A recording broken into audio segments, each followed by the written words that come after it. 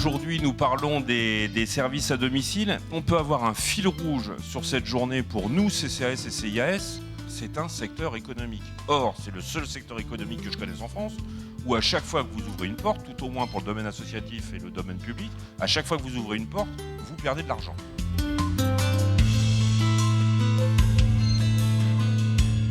C'est une enquête qui a été menée avec une actualité dense en trame de fond, puisque vous n'êtes pas sans ignorer donc, la mise en application prochaine de la loi de l'adaptation de la société au vieillissement. Et il y a également un autre contexte qui marque cette enquête, c'est le contexte d'une augmentation des besoins de la population. Pour vous donner un seul chiffre, c'est l'INSEE qui dit qu'entre 2011 et 2015, on a eu une augmentation de la population des plus de 75 ans de 2%. Donc avec cette augmentation de la population des plus de 75 ans, on a aussi une augmentation des besoins de soutien à domicile. Une autre enquête qui a montré que les services d'aide à domicile, déjà donc en 2011, affrontaient des difficultés économiques importantes. Donc l'UNCAS est partie de ce constat et a voulu se reposer ces questions-là donc, en 2015, voir comment ces difficultés avaient évolué entre-temps, depuis 2011, et faire un état des lieux global des services à domicile, des services à la personne, et également donc, approfondir les problématiques auxquelles ces services font face. Principale activité gérée par les services des CCAS et CIAS, c'est le portage de repas. Le portage de repas, c'est géré par les 3/4 des services d'aide à domicile et des services d'aide à la personne des adhérents de l'UNCAS. Ensuite, la seconde activité, c'est l'aide aux actes de la vie quotidienne, qui est gérée par plus de la moitié des services. L'aide aux actes de la vie quotidienne, c'est tout un ensemble d'activités qui va regrouper à la fois de l'aide à la toilette, de l'aide au lever, de l'aide au coucher, mais aussi des courses, de l'aide à la mobilité et aussi de la préparation des repas. Le troisième service géré, c'est la téléassistance. Alors, la téléassistance, elle se situe plus du côté de l'aide technique que de l'aide humaine, mais c'est tout de même donc, une activité très importante pour les CCAS et les CIAS. Quand on regarde plutôt les SAAD, donc les services qui sont en droit d'option, là, concernant leur mode de gestion, on s'aperçoit que le mode prestataire est vraiment prégnant. C'est-à-dire que 8 services sur 10 exercent uniquement en mode prestataire, alors qu'on a vraiment une minorité de services qui n'exercent qu'en mode mandataire. On n'en a que 2%. Concernant donc les volumes d'activité, selon donc, nos estimations, on voit que le réseau d'adhérents de l'UNCAS aurait géré donc, plus de 28 millions d'heures d'aide à domicile en 2014. Ça fait en moyenne 37 000 heures par service. Quand on regarde donc, le cadre des interventions des services à domicile, on s'aperçoit que le bleu est vraiment majoritaire. C'est-à-dire que les heures effectuées par les services à domicile, elles le sont très majoritairement dans le cadre de l'allocation personnalisée à l'autonomie. L'APA, ça représente 64% des heures effectuées à domicile. 64%, alors que la prise en charge totale par l'usager, elle, revient à 12%. C'est-à-dire que 12% du total des heures sont entièrement financées par les usagers. 12%. Puis, on a donc les caisses de retraite et les mutuelles. Si on additionne l'ensemble des caisses de retraite et des mutuelles, donc là, on avait détaillé CNAV qui représente 10%, autres caisses de retraite et mutuelles. Si on additionne les trois pour faire un ensemble de caisses de retraite et mutuelles, c'est 17% du total des heures qui sont effectuées à leur titre, dans leur cadre. Si on s'attache donc à voir l'évolution de l'activité, on note que les services d'aide à domicile gérés par les CCAS ont une tendance à la baisse de leur activité. On a moins 1 million d'heures entre 2011 et 2014. Ça représente une baisse de 3,5% du total des heures. Les principales raisons qui sont avancées par les services pour expliquer la baisse du volume d'heures, c'est très majoritairement, à 90%, donc sur la gauche, la disparition des plans d'aide des caisses de retraite. deuxième explication à la baisse du volume d'heures à domicile géré par les SAD, c'est le renoncement ou la diminution des heures demandées par l'usager. Ça s'explique par le reste à charge qui est très élevé pour les usagers et les usagers vont donc diminuer, ne vont pas consommer entièrement leur plan d'aide. Troisième raison, la diminution des plans d'aide APA. On note qu'il y a un morcellement des heures des plans d'aide APA, c'est-à-dire qu'ils vont être réduits sur des plages horaires très restreintes, de plus en plus restreintes. Et enfin, donc quatrième raison, la diminution de la demande du fait de la concurrence. On va passer donc aux problématiques financières de ces services. Alors notamment le coût de revient. Première donnée, le coût de revient. Le coût de revient, c'est l'ensemble des frais de fonctionnement des services. Donc à la fois les frais de structure, les frais de personnel. Et le coût de revient moyen, c'est à peu près 22 €. Ces coûts de revient, ce qui est vraiment important de noter, c'est qu'ils ne sont pas entièrement financés par les partenaires, les conseils départementaux, les caisses de retraite. Sinon, la moyenne du déficit horaire est de plus de 4 €. C'est un déficit qui s'accroît au fur et à mesure des années. Donc on a la moitié des services qui nous a dit que leur déficit s'était accru au cours des dernières années. Et c'est un déficit qui est très fortement dépendant des heures dites improductives. En corollaire, forcément, le risque de fermeture pour les services est de plus en plus élevé. On a donc 15% de CCAS et IAS qui gèrent des services qui nous ont dit qu'ils avaient déjà envisagé de fermer leurs services en raison des difficultés économiques auxquelles ils faisaient face.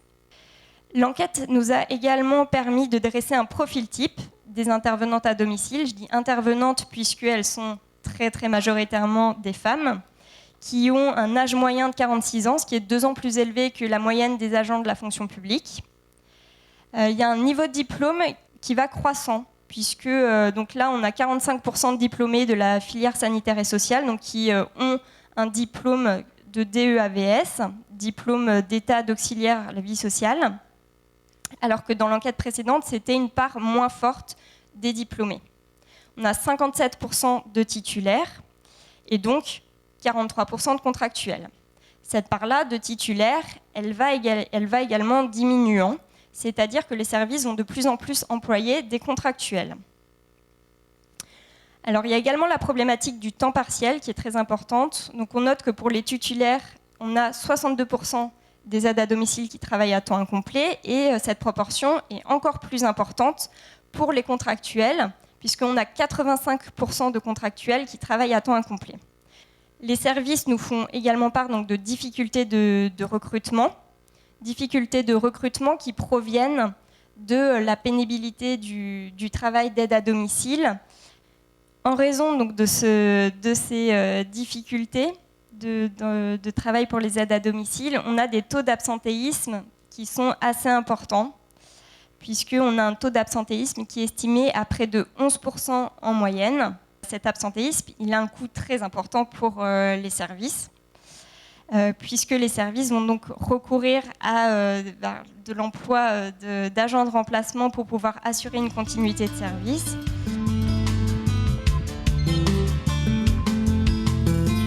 Il y a quand même eu un problème dans l'approche. C'est-à-dire que dans la communication, cette mutualisation a été présentée comme un remède à la problématique financière.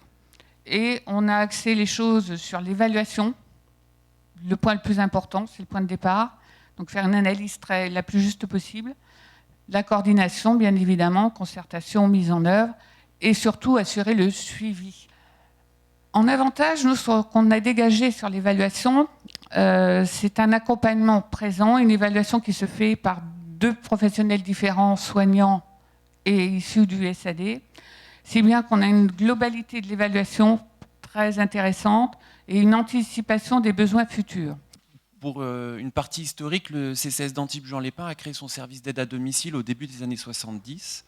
À l'époque, c'était le seul à intervenir sur le territoire et aujourd'hui, il y a plus de 50 prestataires agréés. Les 4 axes que l'on a mobilisés, alors pas au cours des derniers mois ni des dernières années, mais au cours des 10 dernières années principalement, ça a été dans un premier temps en fait, de revoir l'organisation de ce pôle de gestion, et je vais vous le présenter. Le deuxième axe, ça a été de diversifier notre offre de services.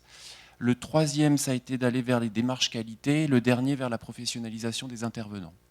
Sur la partie qui concerne la diversification de l'offre de services, l'idée c'était en fait de proposer des réponses les plus complètes possibles pour les usagers et d'éviter finalement que les personnes soient amenées à taper à plusieurs portes et éventuellement à devoir interrompre ces interventions au sein du CCS pour aller vers d'autres solutions.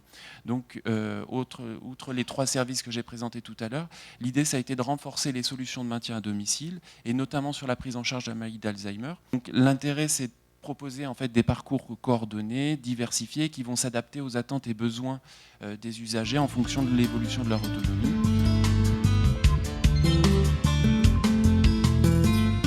Premier élément et qui est le cœur de la loi, donc c'est ce qu'on appelle la réforme de l'APA à domicile, également appelée APA 2.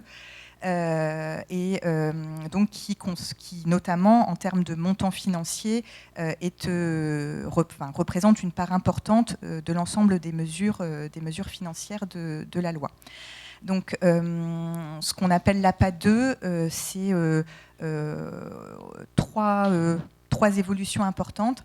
La première, c'est la revalorisation des plafonds de l'APA par GIR. C'est-à-dire que les 4 plafonds qui existent actuellement sont tous les 4 revalorisés avec un effort plus important pour les GIR les plus lourds, mais les GIR 3 et les GIR 4 bénéficient aussi d'une revalorisation des plafonds. La dégressivité du ticket modérateur, du taux de participation des bénéficiaires à leur plan de charge. Du coup, la modulation de l'APA ne sera plus seulement en fonction des seuls revenus, comme c'était le cas actuellement, mais maintenant un système de dégressivité en fonction de la lourdeur du plan d'aide est mis en place. Donc l'idée, c'est que la première partie du plan d'aide, le ticket modérateur ne change pas, mais après, la deuxième tranche et la troisième tranche, on a un ticket modérateur qui est quand même largement en baisse, ce qui fait que globalement, sur les 738 000 bénéficiaires de l'APA à domicile, qui est le dernier chiffre connu, on aura plus de 600 000 bénéficiaires qui auront une baisse du reste à charge et aucun perdant. Puis la nouveauté, c'est également le droit au répit, qui là est un droit nouveau, ouvert par ce projet de loi et qui vous concerne aussi sur les services d'aide à domicile, puisque lors de la réévaluation des plans d'aide, les équipes du département doivent prendre en compte également les besoins de l'aidant. Deuxième évolution sur les services à domicile, donc c'est ce qu'on travaille autour des rapprochements entre les services d'aide et de soins à domicile, les fameuses PASAD, avec une entrée en expérimentation qui sera possible dès le début d'année 2016 là aussi, puisqu'on compte en termes de financement d'un programme de prévention, on a fait le choix que les PASAD expérimentateurs et uniquement eux, donc effectivement c'est un choix, soient éligibles à ces actions de prévention. Et donc sur ces espaces-là, la troisième nouveauté, ça sera l'encadrement des budgets par un CEPOM. Une évolution importante, je terminerai par ça, sur l'aide à domicile directement, puisque, et ce n'était pas dans le projet de loi initial, c'est le parcours parlementaire qui a introduit cette évolution importante. C'est donc, on met fin au droit d'option entre le régime de l'agrément et le régime de l'autorisation pour l'intervention en mode prestataire. Le centre de gestion, dans une forte dynamique de mon président aussi et mon directeur, ont souhaité se mettre à la disposition des CCAS et des CIAS et de proposer des compétences mutualisées, bien conscient que tout le monde ne peut pas avoir un ingénieur qualité dans son service, ne peut pas avoir un service de marché public, etc. De dire, chez nous dans les Landes, le centre de gestion va créer une cellule de modernisation des services d'aide à domicile pour mutualiser certains moyens et donc diminuer les coûts individuels aussi. les moyens financiers qui ont été trouvés pour créer cette cellule-là. Donc, on a signé 4 conventions de modernisation entre le CDG, la CNSA et le département. On a expérimenté aussi de nouvelles prestations, de l'assistance administrative. Là aussi, c'est une nécessité. Vous, dans vos services, ça ne relève pas de vos responsables de secteur de faire ça. Les secrétaires de mairie se désengagent de ça. Pour autant, le public est en demande de cette prestation-là. Donc, on a créé une assistance administrative départementale avec un agent qui, c'est son boulot d'amener ça, quoi. Des partenariats entre le CDG, les CIAS, le département aussi, et une part financée par les usagers. Et le CDG a aussi créé une cellule sur la réalisation des analyses des besoins sociaux. Peu de communes ou d'intercommunalités les réalisent. Et pourtant, ça devrait être à l'initiative de tout, quoi. Donc là, le centre de gestion propose de monter les dossiers de fonds de restructuration de façon collective pour les services, et les services viennent piocher des fiches techniques qui leur correspondent à présenter dans les fonds de restructuration. Du coup, on a récolté pas mal d'argent au travers de ces actions-là. Là, je vais vous présenter la démarche de signature de CEPOM dans le département de la Sarthe. Et on a échangé ensemble et on a élaboré avec eux le contenu du CEPOM de base, puisque notre CEPOM se décompose en 2 parties. Un CEPOM de base qui est commun à tous les services d'aide à domicile qui l'ont signé, et une partie propre à chaque service avec des fiches actions qui correspondaient à chaque service en fonction du diagnostic qui avait été élaboré, et forcément propre à chaque SAD aussi l'aspect financier.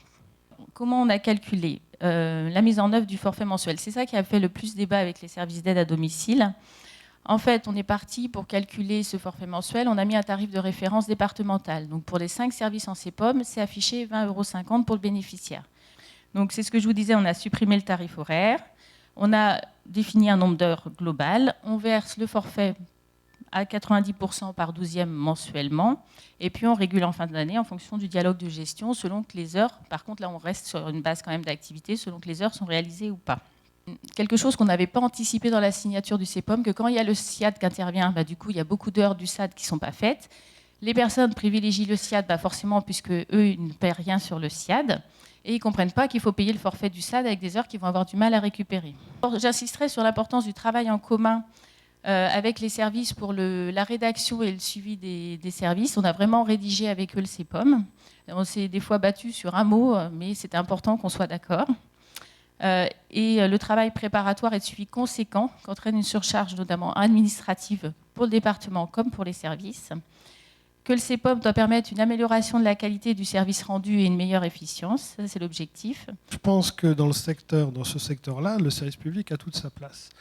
Alors, il n'a pas simplement une place, je dirais, défensive d'occuper les espaces vides, parce qu'effectivement, on sait que dans certains endroits, hormis les CCAS ou quelques associations, il y a peu de monde sur un certain territoire, et effectivement, c'est une de ses vocations, mais à mon avis, ce n'est pas la seule, parce que c'est une vision un peu défensive. Je pense que les CCAS, d'abord, ils ont vocation, on le voit dans certains cas, à être un peu l'opérateur pivot de l'ensemble des services d'aide à domicile. Il y a le sujet du financement. Benoît Calmès a fait une introduction assez préoccupante sur le sujet, et tout le monde l'est.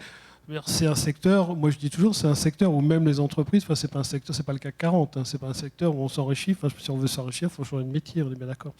On sait que les temps sont durs, il n'y aura pas beaucoup plus d'argent public, il risque même d'y en avoir moins, donc il faut s'organiser pour que celui qui sera alloué au secteur de l'aide à domicile, qui ont des besoins croissants, soit le mieux utilisé et de façon la plus équitable possible.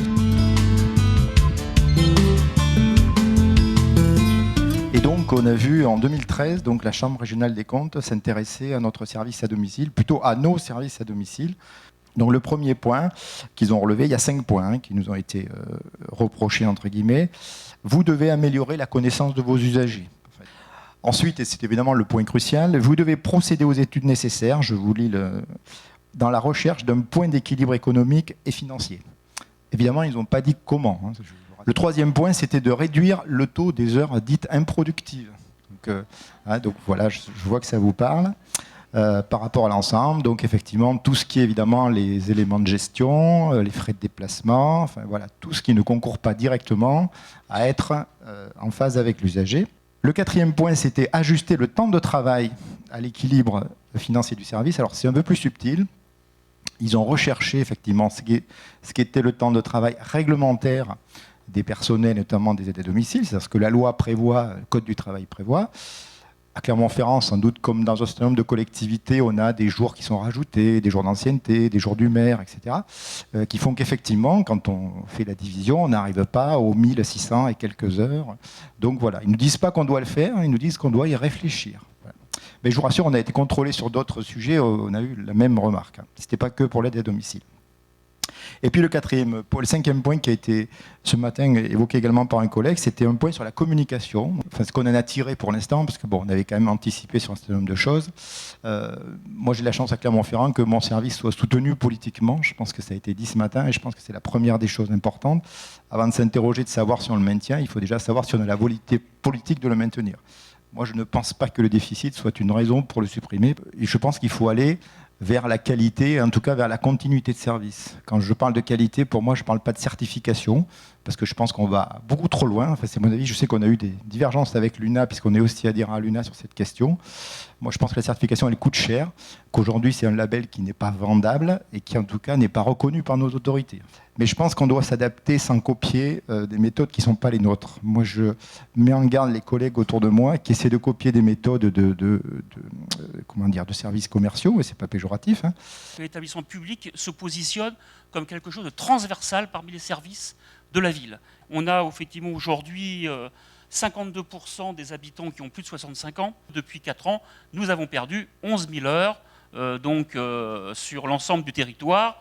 Et on est passé effectivement de 90 000 à aujourd'hui l'équivalent de 78-79 000 heures.